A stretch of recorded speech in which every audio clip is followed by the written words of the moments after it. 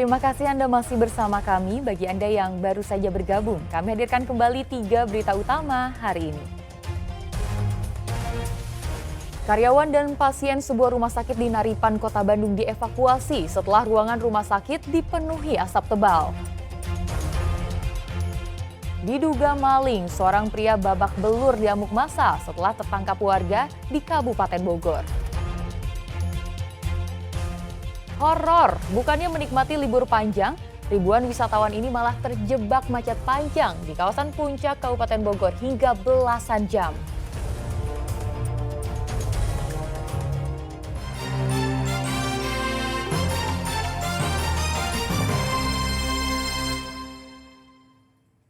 Ya, kepadatan arus lalu lintas kendaraan wisatawan yang hendak masuk Kota Bandung melalui gerbang tol Paster terpantau padat pada Minggu siang.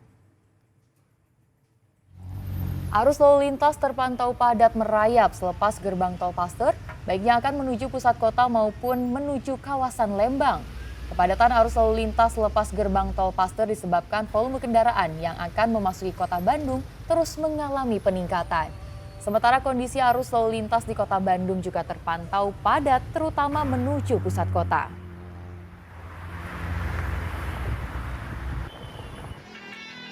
Sementara itu ribuan kendaraan pribadi juga memadati tol Jakarta Cikampek di Kabupaten Karawang. Dari arah Jakarta menuju dua ruas tol, yakni tol Cipali menuju Jawa Tengah serta tol Purbalunyi Bandung. Libur panjang Maulid Nabi memang dimanfaatkan masyarakat menuju kampung halaman serta ke lokasi tempat wisata. Sedangkan arus sebaliknya dalam keadaan normal. Horor, bukannya menikmati libur panjang, ribuan wisatawan ini malah terjebak macet panjang di kawasan Puncak Kabupaten Bogor hingga belasan jam. Banyak kendaraan yang mogok kehabisan bensin. Ribuan kendaraan dari berbagai kota tak hentinya menyerbu kawasan Puncak Kabupaten Bogor untuk menikmati libur panjang bertepatan dengan Maulid Nabi Muhammad. Tapi bukannya suasana liburan yang didapatkan, malah terjebak macet panjang akibat banyaknya wisatawan yang akan menuju ke kawasan Puncak Kabupaten Bogor. Tak hanya roda dua yang terlihat saling berhimpitan demi mencari celah untuk bisa lolos dari kemacetan, roda 4 pun juga ikut terjebak. Macet parah di jalur menuju puncak terjadi hingga Senin dini hari. Sejumlah pengendara mengaku sudah terjebak kemacetan hingga belasan jam. Tadinya mau ke ini, masjid apa namanya? Ke Ataun. Nah, cuman sampai sekarang udah sampai atau belum, Pak? Belum. Sudah kejebak berapa jam, Pak? Dari jam 10. Dari jam 10 pagi kejebak. Sementara hingga Senin siang di kawasan Gunung Mas Puncak, ribuan kendaraan masih terjebak macet. Sistem satu arah diberlakukan untuk mengurai kepadatan. Macet panjang membuat sejumlah mobil mogok dan terpaksa beristirahat di tepi jalan. Jam 12 dari Pila udah keluar. Sampai sini? Sampai sekarang. Kejebak nih. Ah. Berapa jam kira-kira Bu dari? Ya udah 13 jam lebih ya Mai ya.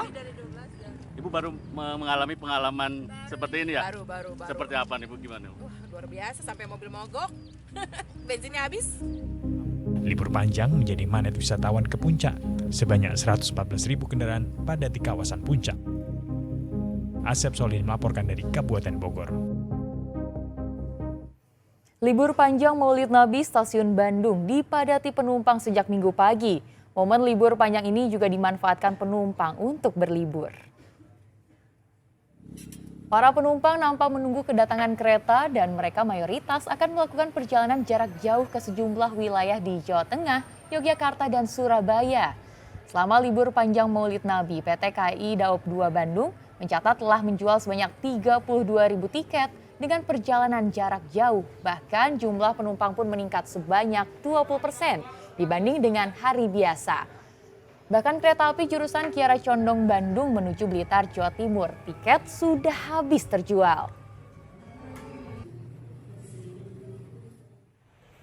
Stasiun kereta cepat Padalarang di Kabupaten Bandung Barat Minggu pagi terlihat semakin ramai bila dibandingkan hari biasanya.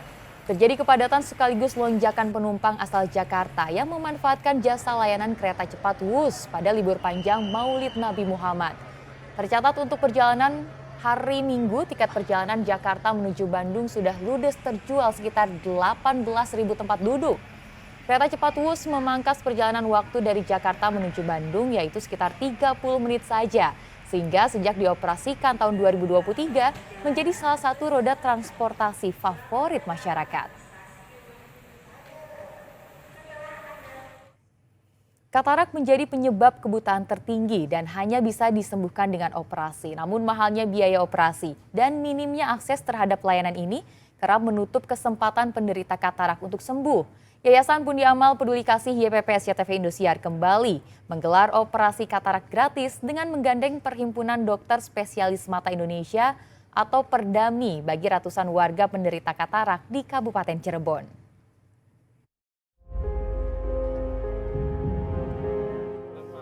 Sudah setahun terakhir, Awang harus mencari jalan rezeki lain untuk menghidupi diri dan keluarga karena katarak yang ia derita.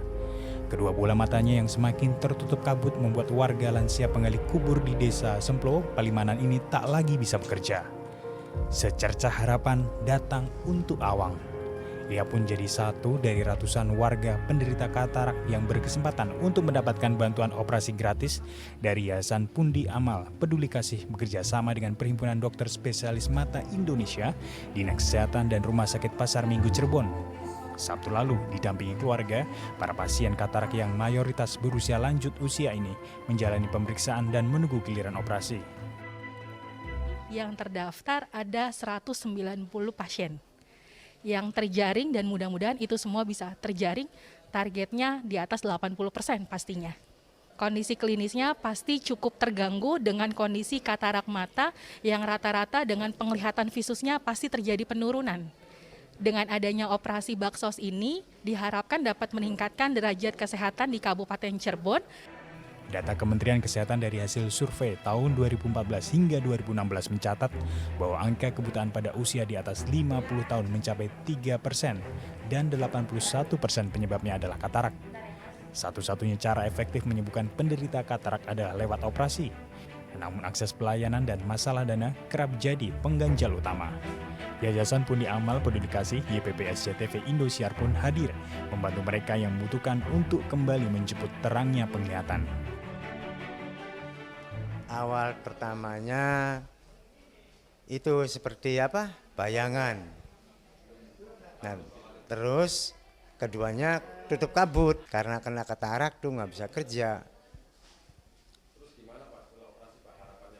Kalau setelah operasi berkah sampai sukses gitu, ya saya balik lagi penggali kubur. Sekitar tahun 2013 itu mata saya sudah keruh putih, total tidak bisa melihat. Ya setelah operasi harapannya saya bisa pulih kembali, bisa melihat normal seperti semula dan bisa beraktivitas sehari-hari dan bisa bermanfaat lagi untuk saya dan keluarga dan orang-orang tersayang. Udah 5 tahun, alhamdulillah. Setelah operasi mending, iya terang, bisa baca-baca, bisa ngeliat. Terima kasih YPP SCTV Indosiar. Para pasien dioperasi di Rumah Sakit Pasar Minggu Cirebon dengan teknologi mutakhir agar proses penyembuhan lebih singkat tanpa harus dirawat inap. Kegiatan ini pun menjadi salah satu bentuk komitmen Yayasan Pundi Amal Peduli Kasih SCTV Indosiar untuk membantu sesama dengan menyalurkan tanda kasih dari Anda, para pemirsa. Maruli Habibi melaporkan dari Kabupaten Cirebon. Dan informasi tadi mengakhiri jumpa kita hari ini. Atas nama rekan yang bertugas, saya Tia Anissa mengucapkan terima kasih atas kebersamaan Anda. Selamat beraktivitas dan sampai jumpa.